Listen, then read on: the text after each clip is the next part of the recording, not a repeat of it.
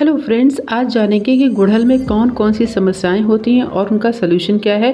गुड़हल का अभी फूल काफ़ी अच्छे से खिल रहा है, लेकिन बहुत सारी समस्याओं का सामना करना हमें पड़ता है। आप देख सकते हैं ये जो फूल है कितना हेल्दी फ्लावर है, लेकिन इस तरीके के हेल्दी फ्लावर्स लेने के लिए हमें थोड़ी सी एफर्ट करनी पड़ेगी और ये जानना पड़ेगा कि पौधे में ये समस्याएं कौन कौन सी होती हैं जिसके कारण हमारा फूल झड़ता है, पत्तियां पीली पड़ जाती हैं, कीड़े काट देते हैं, तो उनसे बचने का रास्ता क्या है। ये सारी जानकारी इस वीडियो के माध्यम से जानेंगे। जानकारी आपको दी जा रही मॉडर्न गार्डनिंग एंड फार्मिंग के वजह से। तो जैसा कि बात कर रहे थे कि अच्छे फूल और अच्छी ग्रोथ के लिए हमें गुड़हल में क्या क्या करना है और समस्याएं कौन कौन सी हैं। तो फ्रेंड्स, जैसा कि आपने देखा होगा इस समय अक्टूबर के महीने में बहुत सारी समस्याएं गुड़हल के पेड़ में आ जाती हैं। तो एक एक करके जानेंगे निदान। सबसे पहले जानेंगे कि पत्तियां टेढ़ी मेढ़ी क्यों हो जाती है, यानी कर्लिंग क्यों होता है।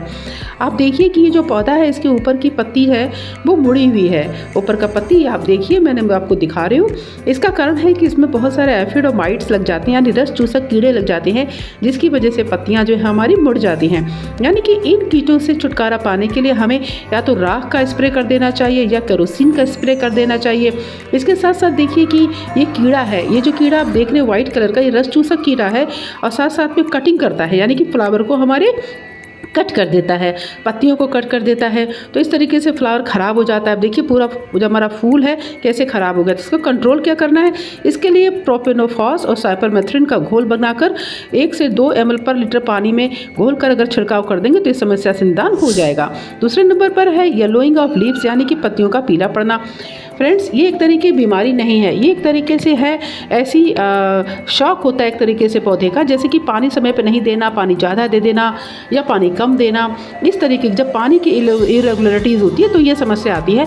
तो इसके लिए हमें अपने पौधे में गमले में पानी ठीक से मेंटेन करना है, यानी कि जब फूल खिलने का समय आ जाए तो बस हल्की नमी रखनी है, यानी कि पौधे में ओवर वाटरिंग भी नहीं करनी है, बहुत अधिक पानी भी नहीं देना है। ये ज़्यादा पानी की वजह से ऐसा हो रहा है। और हमें बहुत कम पानी भी नहीं, देखिए ये कम पानी की वजह से हो रहा है, कम पानी की वजह से पत्तियां सूख रही हैं।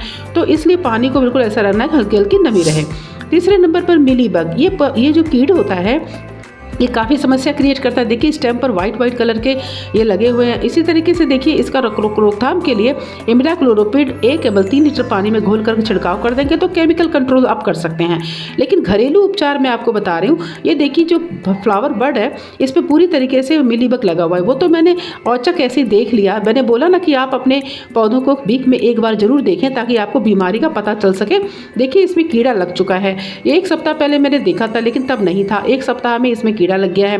तो इसकी रोकथाम के लिए, क्योंकि देखिए मेरा जो ये छोटी सी बालकनी में है, आपका भी अगर गमले में लगा है तो आप ब्रश के माध्यम से इसको अच्छी तरीके से हटा सकते हैं। इसके लिए कोई केमिकल ज़रूरत नहीं है, आप सीधे ब्रश लीजिए, आप देख सकते हो टूथ ब्रश आप यूज़ करते हैं वही आप ले सकते हैं, या कोई पेंटिंग वाला ब्रश ले सकते हैं जैसे आप पेंटिंग करते हैं, उससे आप इसको हल्के से धीरे धीरे करके रब करके इसको हटाएंगे। तो इससे क्या होगा कि जो आपका फ्लावर है वो भी डैमेज नहीं होगा, पत्तियां भी डैमेज नहीं होगा और नए नए जो कलियां हैं वो भी डैमेज नहीं होगी। इससे अच्छी तरीके से जो इसके ऊपर जो रस चूसक मिलीबग लगा हुआ है कीड़ा जो है वाइट कलर का, ये छूट जाएगा।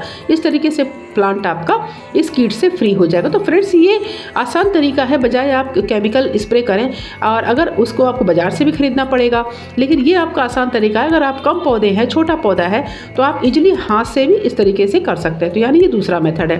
केमिकल में जाना है तो आप इमिडाक्लोरोपिड नामक दवा का स्प्रे कर सकते हैं, जैसा कि मैंने पहले बताया। ये रस चूसक कीड़ा होता है, पत्तियों का रस चूसता है, कली का रस चूसता है, तो कली का ड्रॉप भी हो जाता है, यानी कि आपका हमारा जो फूल है वो ड्रॉप हो जाता है, पीला पड़ जाता है और कभी कभी नहीं भी खिलता है और साइज में छोटा हो जाता है। देखिए क्लीन हो गया पूरी तरीके से, है ना आसान।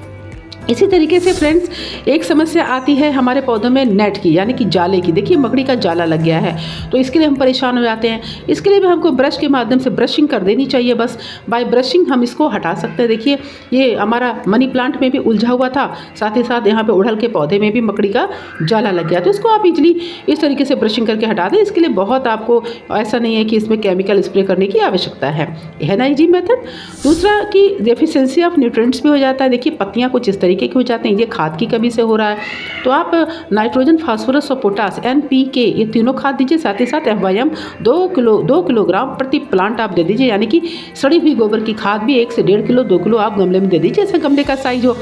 यदि आप वर्मी कंपोस्ट का प्रयोग करेंगे तो कभी भी पत्तियां पीली नहीं पड़ेंगी और इस तरीके से धारी नहीं दिखेगी, यानी कि न्यूट्रिएंट्स की कमी नहीं होगी। तो कुछ चीज़ों का ध्यान अगर आप रखें तो आप इस तरीके से स्वस्थ पौधा उगा सकते हैं। देखिए बिल्कुल हेल्दी प्लांट है, इसमें पत्तियां बिल्कुल स्वस्थ हैं और साथ ही साथ इसमें येलो कलर के फ्लावर्स हैं। वो देखिए कितनी जल्दी ब्लूम हो रहा है, पौधा छोटा ही है फिर भी ये ब्लूमिंग हो रही है। तो इस तरीके से आप थोड़ी सी केयर करें, यानी कि आप दवा का स्प्रे करते हुए साथ ही साथ घरेलू उपचार करते हुए गुड़हल के पौधे को मेंटेन कर सकते हैं। विशेषकर अक्टूबर में मिलीबग का लग जाता है तो आप इसके निजात पा सकते हैं और इस तरीके से भर भर के आपके गुड़हल में फूल खिलेंगे। थैंक यू सो मच बने रहने के लिए मेरे साथ। Bye bye.